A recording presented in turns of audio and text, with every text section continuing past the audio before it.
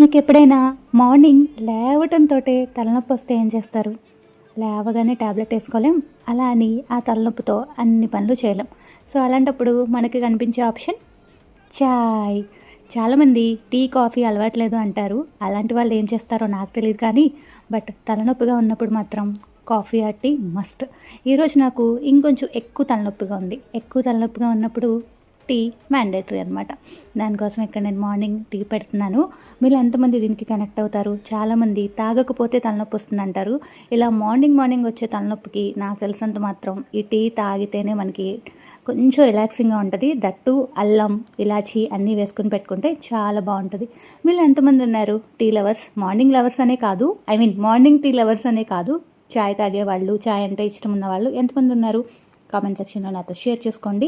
మీరు నేను same pinch అనుకుందాం. ఈరోజు కొత్త వీడియో అప్లోడ్ చేశాను, పైన ట్యాగ్ చేస్తాను, చూసేయండి.